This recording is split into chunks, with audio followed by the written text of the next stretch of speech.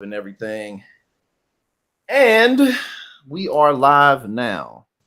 So yeah, I just went on ahead and I got a bunch of papers and then a couple of links we're gonna put up. But today, Rayvana is here with me again. Thank you for being here. Yeah, thanks for having me again. Yes, absolutely. You got anything cool going on this week, scheduling wise or I'm gonna be on with J.R. Jackson on Damage Report tomorrow, and I think every Wednesday for the next 3 months ish. But so that's tomorrow. I've got a new episode of my podcast, Taking the L, coming out. It's coming out today. It should be. I'm having some issues with the uploading service, but and then my soccer podcast, Final Third, the new episode's coming out today. okay. So What's up with the I didn't even know that you had a soccer podcast. yeah, So, it's just started last week. So what's is it like world sporting events or theory all types of what's up Yeah, with so I mean, we sort of just go over, the latest news in the big European leagues, big transfer news right now. Talked about the crazy Liverpool win this last week. Talked about whether or not it's ethical to allow 16-year-olds to play in the top leagues. I don't think so. I think that shit's a little. I think that if you're 16 years old playing for Barcelona, you're probably going to be fucked up for the rest of your Yeah, life. probably so. Again, need a little more time to grow up and do your own thing. But that sounds great though, and especially too, just it sounds like it's niche enough to where you really can build on an audience and not have to like focus on doing too much, which is always good. Hmm. Hello, Fritza Aaron, and we got Brewski Dragon, we got Brandy, we got people filing in. So I don't know if we missing anybody, but some, it's all like I said, I scheduled it before and people like came into it, but then I realized like, oh, this isn't gonna work. So I had to remake it, but now we all good to go. But that's great. That's great. Definitely everybody check that out. And today, Ray and I, we're going to be talking about just kind of the impacts that capitalism has. And by capitalism, I don't just necessarily mean just markets being free, but the culture that comes with it, the opulence, the materialism, the excessiveness, always chasing after something that's just out of your reach, and how that impacts. Oh shit! Why I got you up here like this? My bad. I was Hold just up. about to ask Right, about that. I was right. I like, was I feel very important right now, right, but right. I She don't know if I extra need to be important. that big. She extra important. My bad. I wasn't even paying attention to that. But but yeah, but yeah, just kind of, we'll go over some of the realities of that. Talk a little bit about just our drug system, how it correlates with it, drug laws, and overall, just I think this will make for an interesting conversation on mental health because we're seeing that, more and more, millennials and Gen Z are facing an increase in mental health issues, depression, anxiety, and a lot of that comes from, I think, expectations not really being met Right. in a lot of ways. And I absolutely have a lot of experience with that, and I know that you do as well. So I want to go over a couple of statistics as we bring this in. So here, let me bring this up real quick. So, all right, here we go. So here's a little bit from data, and I got some other stuff too from a couple other pages over the last several years. So 21% of U.S. adults experienced a mental health condition in 2020. So that's kind of broad. 5.6% of U.S. adults experienced a serious mental health condition in 2020. And so a lot of these impacts too are still building, and we're still looking at the changes because of how everything's changed from COVID too. 2020, 32.1% of US adults experienced both a mental health condition and substance abuse. 2019, 15.3% of US veterans experienced a mental health condition. I'm sorry, that says 32% of US adults experience both a mental health condition and substance abuse. That's a Yeah, crazy number. yeah, that really, 32%? yeah, yeah, Fucking hell. yeah. And too, but like when you really think though, it's like it's not surprising because it's so ironic how driven politically our system has been on anti-drugs, fighting against Yeah. drugs. But at the same time, this is a country that allows for pharmaceutical companies to continuously advertise on television. Right. A lot of products that have proven to be harmful, that have proven to get people pushed onto things like heroin once they can't afford it anymore. Hmm.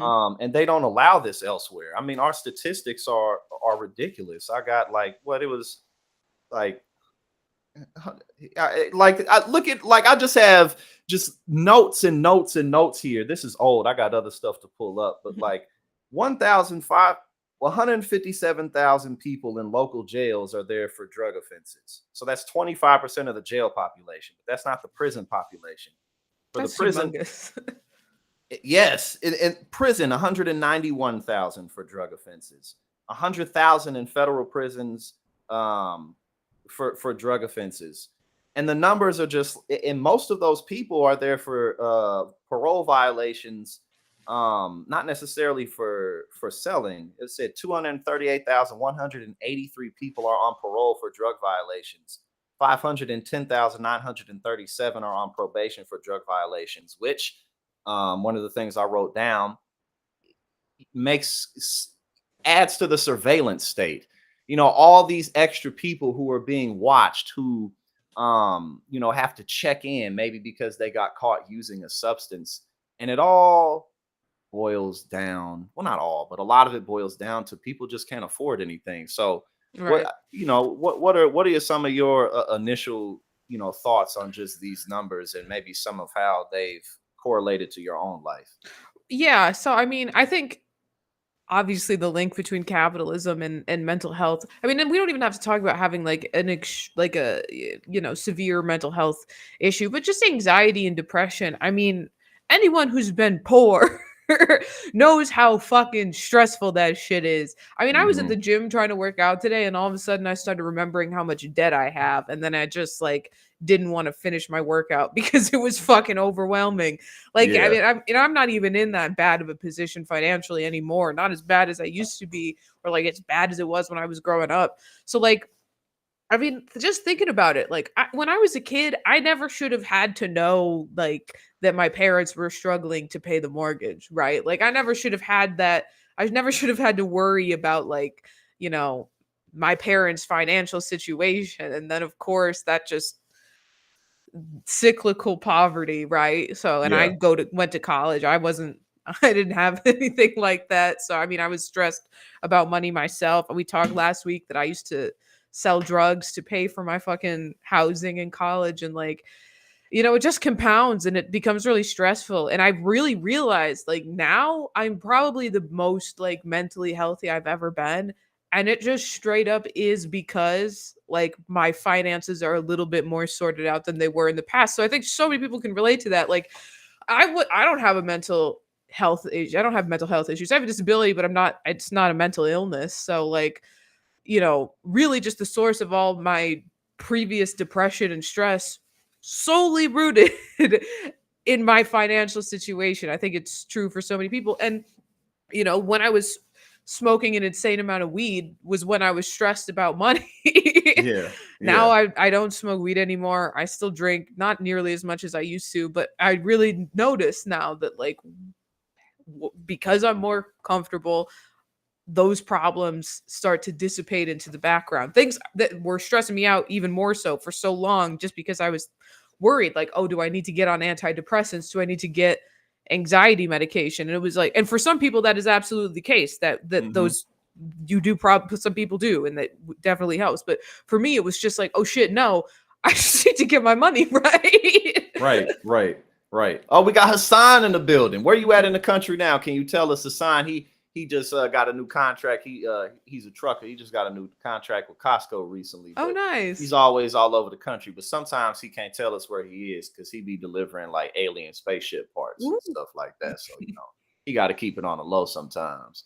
But yes, everybody, thank you for joining us. But yeah, 100%. I think the biggest thing that you said that pretty much anybody can relate to who isn't like just swimming in credit and dough is you end up thinking about things that cloud what you otherwise should be pursuing and otherwise should be worried about because like being behind $100 or being behind $50, and that's different than having to pay off student loan debt. But still, like just being back $57, $100, you might wake up and no internet, no, like no power. And how does that impact the rest of your life? Right. And then maybe you get like, how good do people feel when they get like their tax returns? It's just because they got money. You Right. know what I mean? It's just, so yes, so much of that really does make such a huge difference because, for the most part, I've come to find that most people don't want to live like playboy millionaires. Most people just want to be comfortable and be able to be happy with simple things. So when you can't achieve that, when you're always running in circles and it feels like no matter what you do, you can't catch a break, how can you not crack? You know what I'm Right. saying? And it's interesting too, just again, like the more I think about, because drugs have been such a huge part of my life in so many ways, whether it be selling them or doing them. Like technically, I've been on drugs since I was like 7 or 8 years old, because that's when I first got subscribed. I remember Concerta was the first thing I was subscribed for ADHD. So technically, again, like I've been doing drugs. I've been taking amphetamines since I was a child. You know what I'm saying? And like back then, I didn't really like taking them, but I would. And then you get older, I start selling them. And then now I'm able to kind of use them more constructively, like Ritalin and stuff, just to like, get me up and get me going. Yeah. But I also had a coke phase. I was doing a lot of coke. Like I joke about it all the time. You feel me? Because I'm glad I stopped, but it's a wonderful, terrible drug that I don't recommend that anybody do. But I got some funny ass coke stories. But again, like where again, like I've kind of been chasing that since I was 7. But we live in a country that somewhat gives you no option to sell drugs, use drugs, and then punishes you for it Right. all at once, all while we get bombarded with commercial after commercial. Buy this, buy that. Does your shoulder itch today? Get this medication. If you're taller than 6 feet, don't take it because your balls will fall off. Right. You know what I'm My favorite saying? is when it says, "Don't take it if you're allergic to it." Like, oh wow, thanks. I never otherwise would have Trial and error. put You two know and what I two mean? together. Just rub some on your skin first, and Right. that'll get you where you need to be. And here's some more stats just in terms of that, because again, like I've generally like speaking, it's so easy to develop a drug problem. Right. It's so easy because it does provide relief. It may be fake relief, but or at first it may provide relief, but then it's just like a battle. But 107,600 accidental overdose deaths in 2021. How many of those were from benzos? You don't even get high on benzos. You just feel normal on benzos. Right. Unless you're Jordan Peterson, in which case I don't And know I what the fuck and I is mean, going. look, but that's like a direct example of like, man, drugs be fucking people up. Right. He's crazy. Yeah, because he wasn't like that before, as much as I know. He's always been a right-wing shithead, but he wasn't like out of his mind. He wasn't a diarrhea head. Right. He wasn't quite all the way down the ladder. Yeah, man. Just again, like $3.5 billion spent by taxpayers to fund the DA in 2021. The DA, the DEA. The DEA costs $6,500 to run per minute. $47 billion spent per year enforcing drug prohibition. But I got 3 prescription bottles of legal cocaine right here. And again, in a system and in a cycle that, like, what can you really do about it? You know what I'm saying? Right. And How, it's I'm sorry. Before I ask the question, what were I you was saying? just gonna say, like, you're exactly right about, they create the conditions for people to become addicted to drugs. They, boost the pharmaceutical industry. They're in the pockets of all of the big pharma companies, the politicians, who then pass these laws to criminalize people for taking drugs. And I was really happy that when Illinois legalized marijuana, that they expunged the records of and released everybody who is still in prison for marijuana related charges. But like, there's no good reason that someone who has an addiction to cocaine should be rotting in a jail cell. No, Like, I no. I understand the arguments, like even people selling drugs. I understand the arguments if someone's like, has a drug offense that has some sort of violent, like they were on drugs and they committed an act of violence. Like, sure, they did something violent. But they They was still need gangsters or something, and yeah, right. They still need help for the drug addiction. yeah, But like I understand, to some extent saying, this person is a danger to society. The other people are just a danger to themselves. And how the fuck do we solve that by throwing them in a jail cell where they're again going to be miserable, their yep, life is going to suck, and they're only going to find new drugs to be taking inside jail. And when they get out, they'll still have the exact same addiction that they went in with. So if the first thing they're going to do is fucking fuel that addiction because we haven't even like come close to meaningfully addressing the problem. yep, and come out of prison with an even heavier spirit and even more baggage. Right. You know what I'm saying? And it's like the older you get, the more you see how real it is, man. Shit just lingers. Like I'm 31, and again, overall, I'm fine, and everybody goes through things, but sometimes it's just like, oh, Yeah. I do have mental health problems. I mean, I'm fine, but again, so much of it is just because like what you go through over and over again, and it just weighs on you. So if you're in a bad position, well, we'll punish you for it, and then when you Right. get out, we'll make it harder for you to participate in society. One Right. of the things that I wanted to ask you because is how easy was it for you to get your hands on illicit products? Because it's so funny how again that we have all these classification systems for how dangerous drugs are and everything. What do you call those schedules? I mean, Yeah, the you have schedules. the schedules for how dangerous drugs are, but like it's so much easier for me to get my hands on anything than it is to get my hands on something like this. Yeah. So much easier. I actually haven't been able to get the medication for my narcolepsy for a couple months now, which has really sucked ass because Mm, I'm tired all the fucking time. mhm. I've been trying to find other ways. Like I'm drinking an insane amount of Bang energy drinks to try to fucking self medicate from not being able to have access. Because it would be, I take armodafinil in the morning, which is the shit they gave to Hillary Clinton on the campaign trail to make her look like a human, and then Ritalin halfway through the day. Yeah. And without it, obviously I noticed myself being a lot slower. So you try to but I can't get my hands on my own medication. One, because there was a shortage for a long time, Yeah, but there then was a Ritalin, a methylphenidate shortage. That yeah. yeah, yep, And then two, yeah. because my doctor is a creep and I don't want to go back to him, Mm. and I can't get in at another neurologist for some months now. So I gotta wait. Hopefully I get in before I turn 26 and then I have Yeah. to fend for myself, get on Right. Right. Obamacare. Then you gotta be even more broke than you are now. You gotta find Right. you gotta find additional ways to climb, climb out of Hmm. the hole. But like Absolutely. illicit drugs, I it's a text away. Whatever I want. I friends I know from law school are selling drugs, right? Like it is not difficult. Like if I want, and I still sometimes take like shrooms. It's like the only drug aside from, you know, Yeah. alcohol that Oh, I me still too. take. Me too. I still do some shrooms for Right. sure. But like I don't know, from like age I started smoking weed when I was like 12 or 13, way too young, but Me like too, pretty much. right, but it Pretty was much. like, what the I grew up in a shitty town where there was nothing to do, so we all just smoked weed I mean, and then when I was in high school, people would just sell pills at school, and then, growing up, Molly, Coke, acid, anything easy to get my hands on. Yeah. Literally, and still is, I mean, and I don't anymore, but still is a text away today.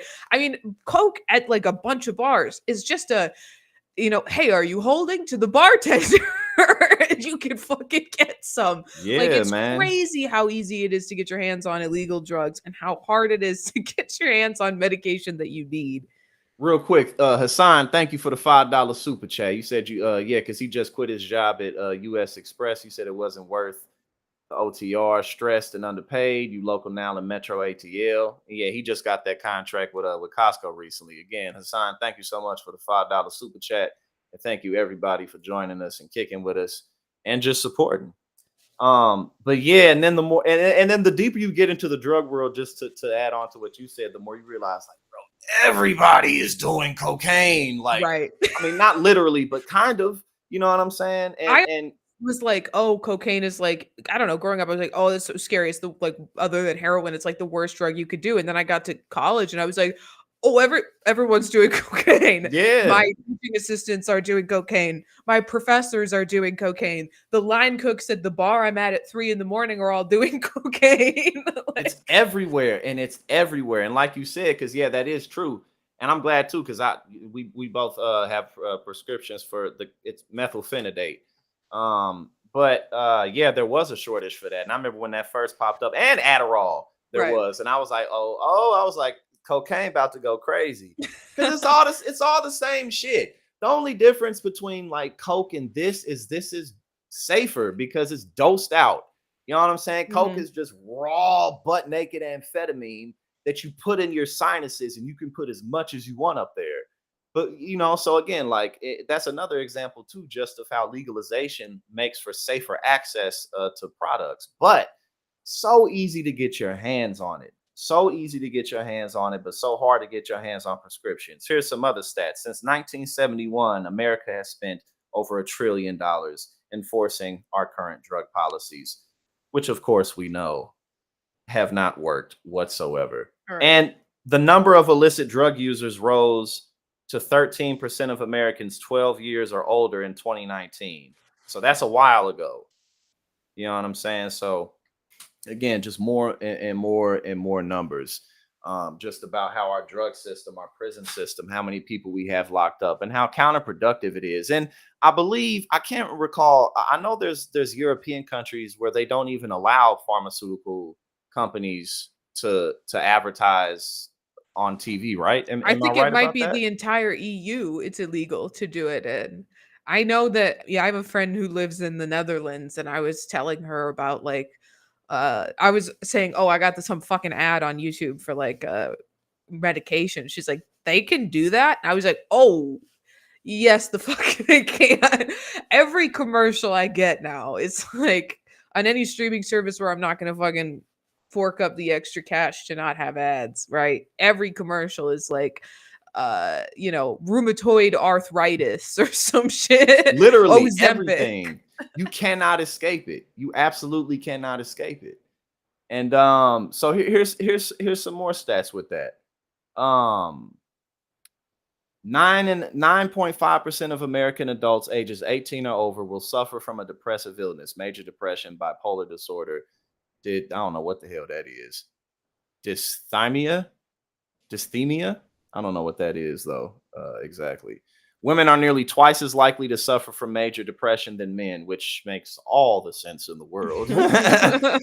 Makes all the man. The older you get, the more like you realize if you're aware enough and mature enough, you realize like, man, y'all be going through some shit, man, and don't nobody be knowing about it. Right. You know what I'm saying? Like, don't nobody be knowing about it. Like, or just like how society kind of like pushes y'all to not speak up about anything.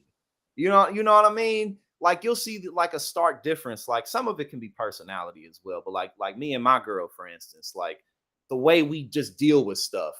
Like there's certain things about our relationship, like if it's private and it's too much, I don't talk about it. But like it's not that big of a deal for me to express certain things. But it would be so much more problematic if a spotlight got shined on her. Mhm. Like her and I are like total opposites in that regard.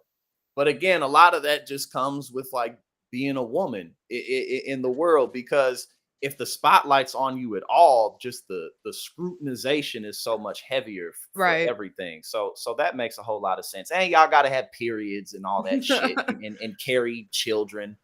You know what I'm saying? But I feel like some of the payoff is women seem to be more tapped into to humanity naturally than men are. Women are so much, and again, this is kind of I'm just rambling, but building community, things like that. But no, yeah. How would you say like how? And I'm not asking you to be like specific, but would you say that you kind of notice that women keep their problems or keep their mental health problems to themselves a lot more, or do? Oh, But at the absolutely. same time, real quick, at the same time, society also encourages men to not be vulnerable. So what's going on? What's going Right. on? Right. So like that was the whole like there was a lot of conversations being had about like, oh, men's mental health isn't talked about enough.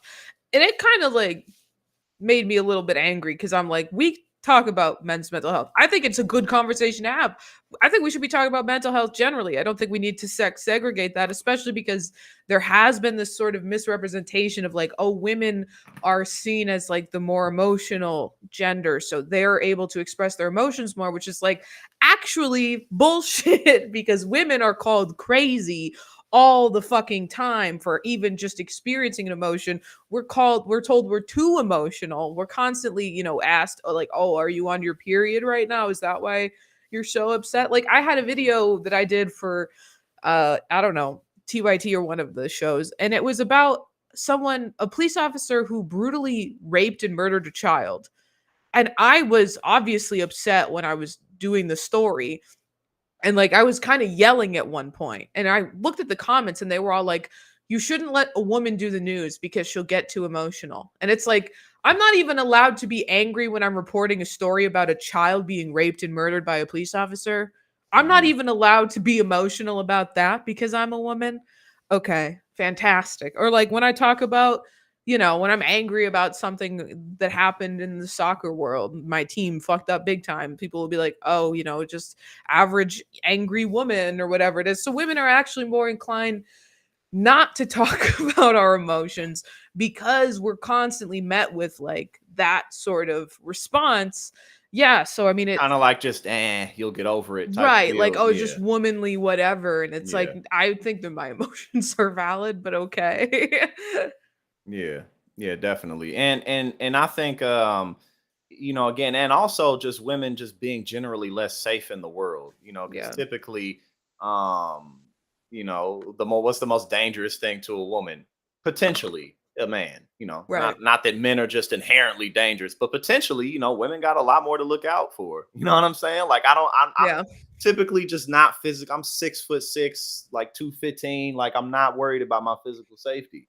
But a woman who doesn't know me should be worried about theirs if they like meeting up with me. Like, I don't know this dude, you know what I'm saying? Like, Right. it's just, it's I went to see the Barbie movie with some of my friends and my brother, and afterwards we were walking out, and he was like, I never thought about it, but as a man, I guess I always did have the privilege that I could run at any time of day or night and not have to worry about being physically attacked." no, for real. You know what I'm saying? Like, or women will be like planning certain routes home. Women so Right. often their friends always know where they are if they're going out. Like just stuff like that men don't really have to deal with. And here's a couple of other stats in regard to that.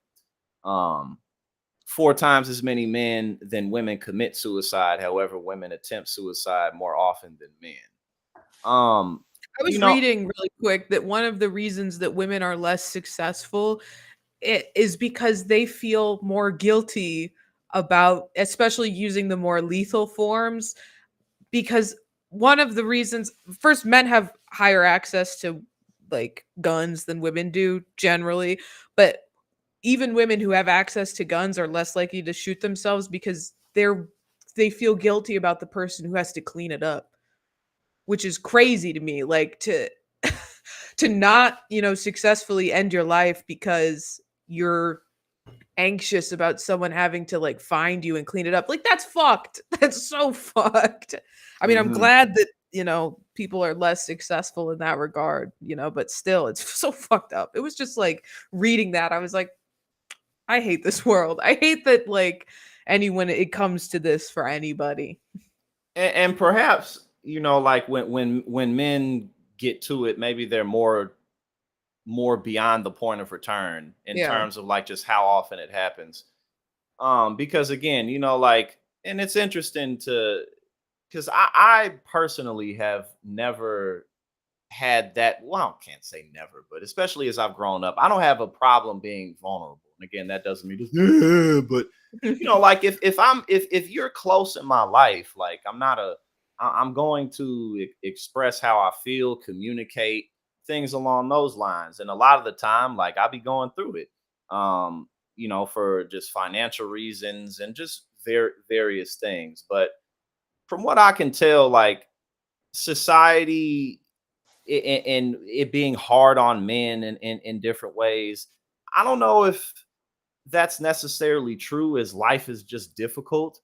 And men now, because I personally have never had that much problem expressing myself and being vulnerable. So I Mhm. think a lot of that is men just being scared to do it, Right. and caring too much what someone's gonna think. You know what I'm saying? Yeah. Because the worst someone can do is, I mean, what are you really gonna say to somebody that's so terrible that they'll judge you horribly for it? And why should you be in a position of where you're sharing too much with someone you shouldn't be? You know what I mean? Right. Like, I think so much of the culture of like men can't express themselves, like, I don't see that much evidence for that. I honestly really don't. Now, what Yeah. I do see is there's a lack of access to mental health care services. That is more of an issue, in my opinion, in Mhm. terms of what I really notice. Because again, men are publicly angry, publicly upset all the time. Men feud all the time over things. Now, men may not cry, but again, like, how often do you really need to sob and cry? Like, how often Right. do people really do that anyway? Yeah. You know what I'm saying? Even if a woman was always like, it would be like, go get some help, or. Right. So, like, when you really look at it, I think, for me personally, I think a lot of it is just men lacking the courage to be vulnerable with themselves. Mhm. Because again, like, ain't nobody really gonna do nothing to you. Right, and so much of it is like, I don't know, they're afraid that other men are gonna see them as weak when because it's not women, right? I mean, God, all my, my friends who are girls who date men, all they ever want is a guy who's like vulnerable with them and a guy who's like sensitive and emotional. So like, it's not based in reality that these guys think that they're gonna look weak for women. They're afraid they're gonna look weak in front of other men who are, or God forbid, they seem like they're gay. Is I think the genuine, like, people Yeah. are getting so, because they're, again, it's not, they're not afraid to be angry, they're not, there's plenty of emotions they're willing to show. It's Hmm. just not the ones that they should be expressing so as to better themselves, because those emotions are seen as feminine, or again, they just don't want to be perceived as gay, which is crazy on its own, regard. But like, I mean, you're not it's not gay to be in touch with yourself. It's such a ridiculous idea. I think you made a very good just sociological point in terms of men men spend most of what we spend most of our time with other men, women spend most of their time with other women. It's just the truth, and that's the same across most social species. But that being said, so much of what we do really is just for the validation of other men. Being seen with women, oftentimes, like, guys, they're chasing after, like, cheap sexual encounters. The sex is trash. They're not really into the sex itself, the act, the experience. It's just, oh, I was with her. I was with her. Like, it's something to say. You know what I Right. mean? It's not actually the act itself. So that is very true, because again, like, when you really boil it down, like, I mean, if you're in a relationship or dating somebody and you say something that's too much or do something that's too much, that's not necessarily, oh, women, they can't take it if a man can be vulnerable. Maybe you just are going about it the wrong way. Right. And you know what I'm saying? And we're kind of veering off into dating and stuff. Oh no, she disappeared. She'll be back in a sec. But yeah, we was veering off into dating. Um Hold on, I got you. The camera. Hold on, we got it. She back now. Hold on, 3, 2, 1. Here we go. She I don't know back. what happened. It just kicked me out. I could still hear you. I could still see you, and it was just like, "You're done, bitch." Yeah, I don't know. It's the service. I guess the service is just a little choppy sometimes. But again, yeah, I think that's a really good point, just in terms of, being tough for other men, because, like, it's really more and two, like, unless you're like in like a third world country or in a gangster type situation, like, what do you really have to lose for a man seeing you vulnerable? Either like, oh, I'm gonna move in, Right. I'm gonna take him out now. Like, are you in the mafia? You know what I'm saying? And so, and even at that, vulnerability wouldn't be, oh, he's having a bad day. It's, oh, he looks like I can take him out now. Right. So I think so much of it really is just BS, because again, I've never, and even in dating, like again, whenever I have had issues, it's either been because I was tripping or because I was dealing with a woman who was just kind of nuts. You know what I'm saying? It was one of the two. Either she was nuts or I was tripping because of a lack of experience, or because maybe at the time I was just like, I needed someone else to talk to. And this girl's like, why are you telling me all this? You know what I'm saying? That's typically unless it's something like that. Yes, women Right. definitely want you to be more open and vulnerable. 100%. That's absolutely true. But what do you think are some of the solutions that we really need? Just veering back off just into the broader topic of mental health, how it's connected to our economy, our political structure.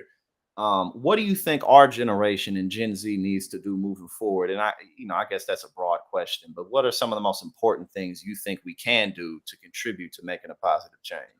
I mean, like big picture stuff, obviously, I think that the Portuguese model of how to, deal with drug addiction is a good successful example, right? We treat it what it is. It's an addiction.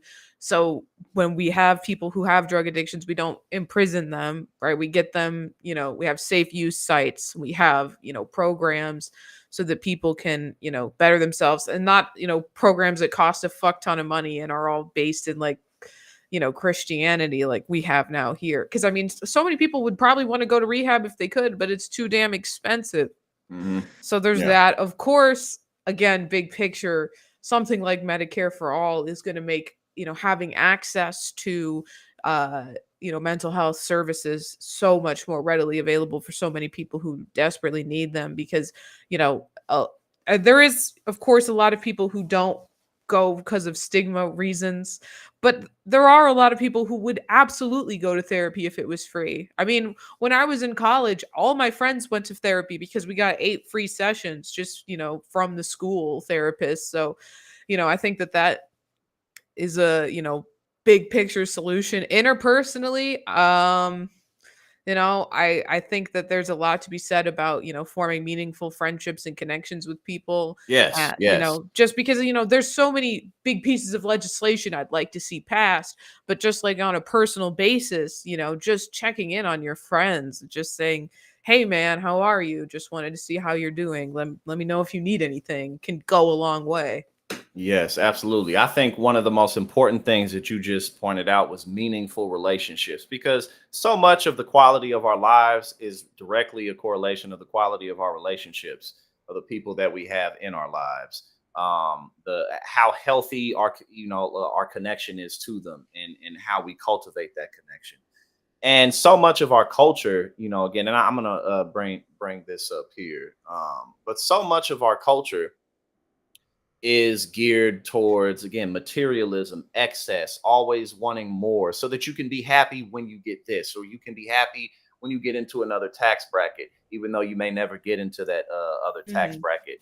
And also that transitions into things like hustle culture, which really impacts younger people. I'm sure you know who Gary Vee is. God, I Yeah. hate that guy Yeah, so fucking much. he actually invested in Politisco, but I don't care. I'll still say what I'm going to say about him. But yeah, I mean, just the ridiculous things that he'll say sometimes. Like, every morning, I imagine that my wife and my children are being held up at gunpoint. Like, That was first, such a good Gary Vee impression. like, but like he literally said that. And he's Right, like, you know what? Every day I imagine that I'm somewhere lonely on it. Like, bro, first of all, no, you don't. You don't do that.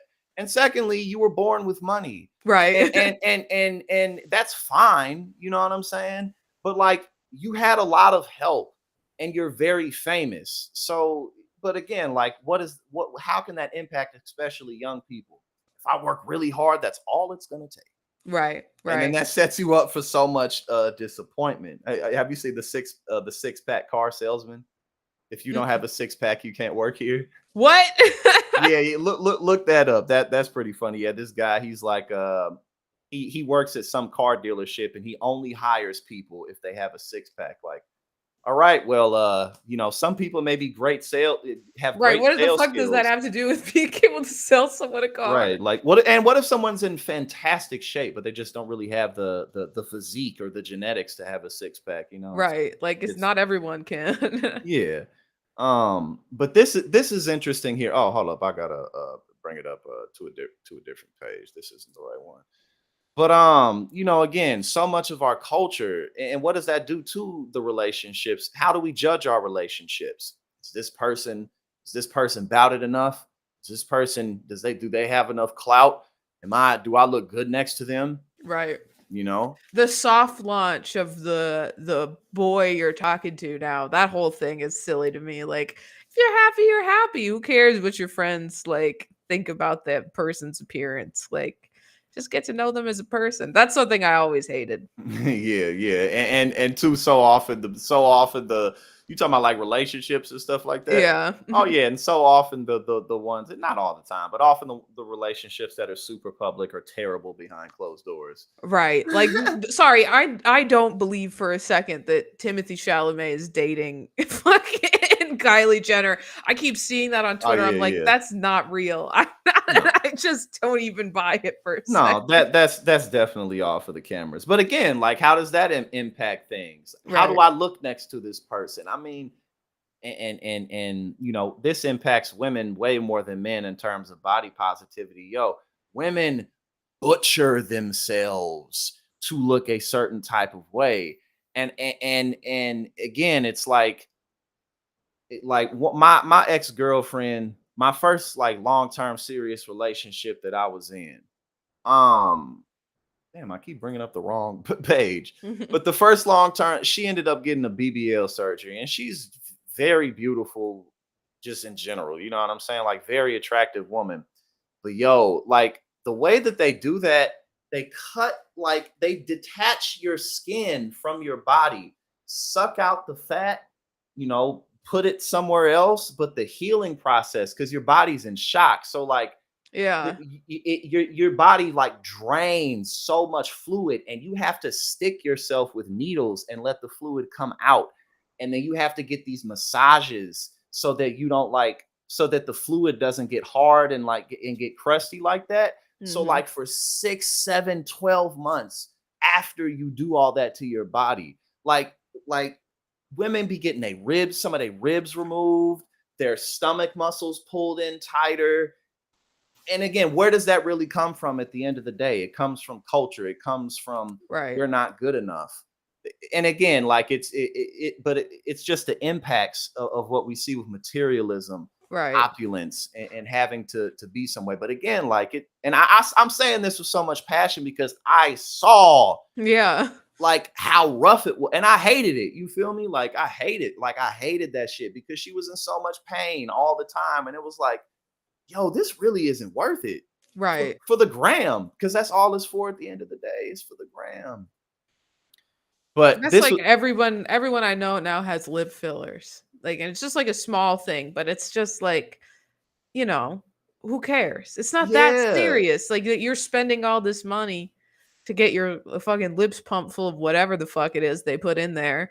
And yeah, honestly, half the time it doesn't look good. It looks fake as shit. And like if you want to do it, whatever you want to do to your body, I feel like you should be free to do it. But like there is, of course, on the back end of things, it's just like, but why are you doing it?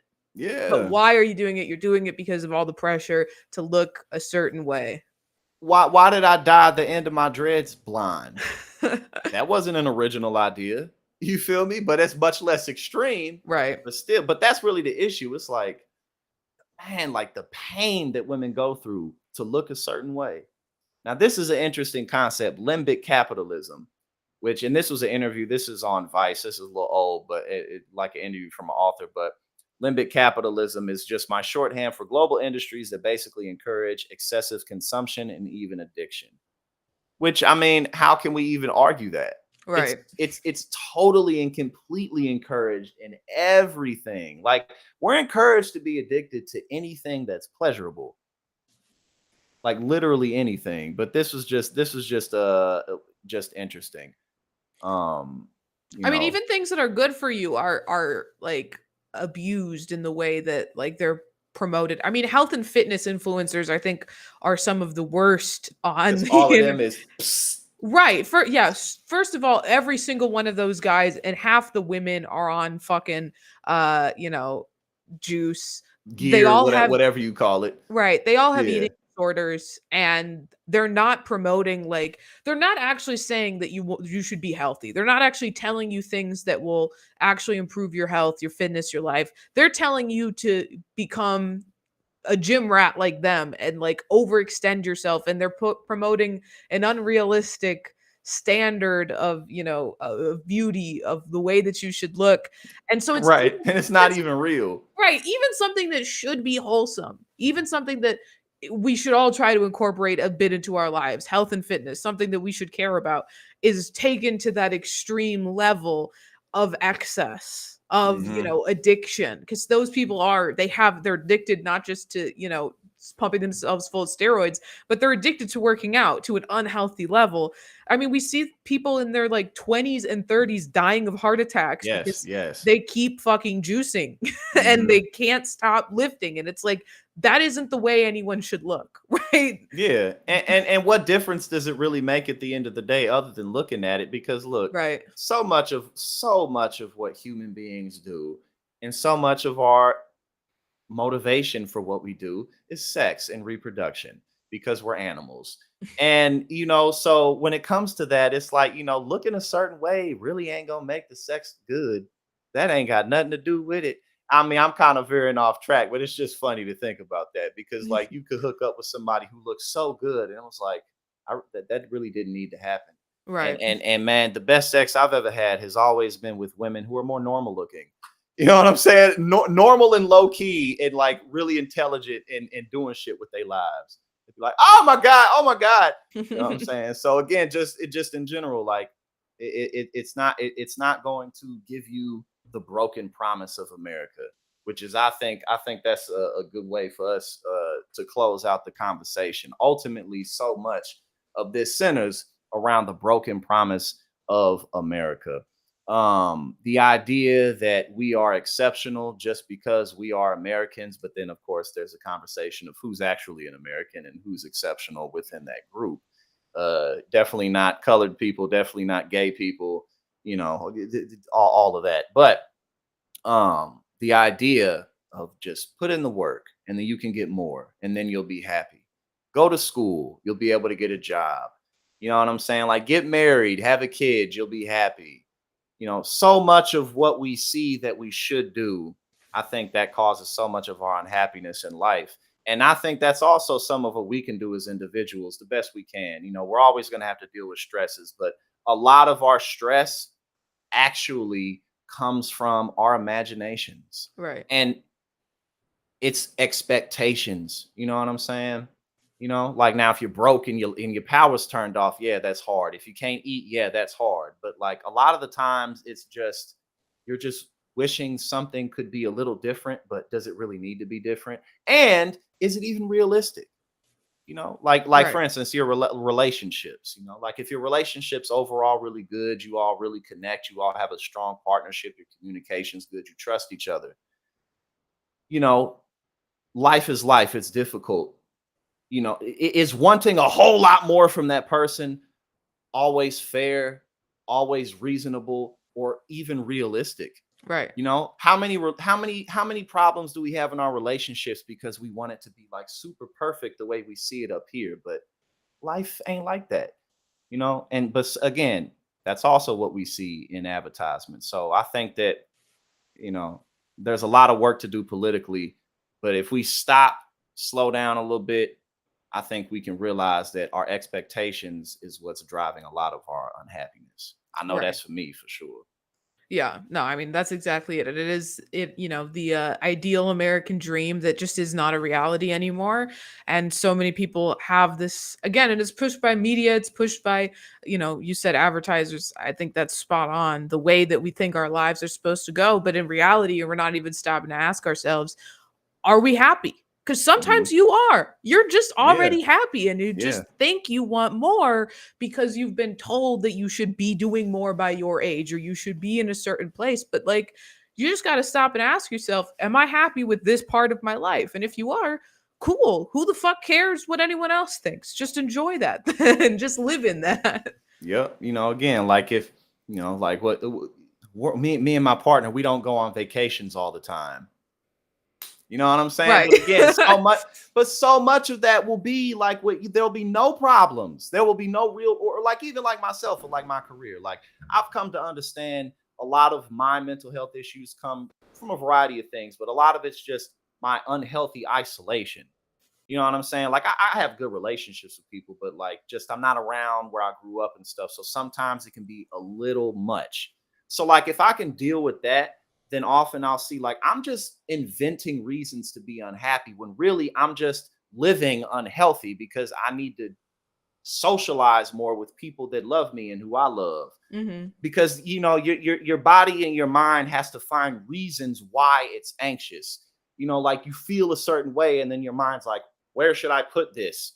You know what I'm saying? So then like you start putting it places it shouldn't be. You know, like Right. my career, for instance, like you know, you and I worked for one of the biggest news networks in the world that has given us access to an amazing audience community, and that's given us groundwork to keep doing what we're doing in this space. And I mean, like my YouTube community is very supportive. I've done it a lot as an entrepreneur, and like my pathway ahead is such that all I have to do is keep walking the path. Like that's Mm-hmm. all I have to do. So that's pretty fucking cool. You know what I'm Right. saying? Like, what am I really tripping about? I just need to go the fuck outside and talk to somebody. You know what I'm saying? Right. So, so yeah, nah. But I think unless you have anything else to close out with, I think that was a fantastic conversation. No, I couldn't agree more. Yeah, I think I said everything that could be said.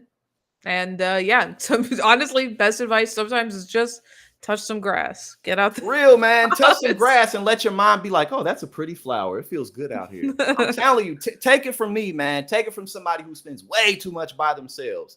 Sometimes that's all it takes. But again, thank you everybody for tuning in with us. Thank you anybody who left a super chat. And again, just thank you for the love and the support and the encouragement. And yeah, Ray, I'm looking forward to continuing this. And check her out on, well, she hosts everything on TYT now, so she pretty much on everything. Check out her new soccer podcast and anything else. So y'all have a fantastic afternoon, and I will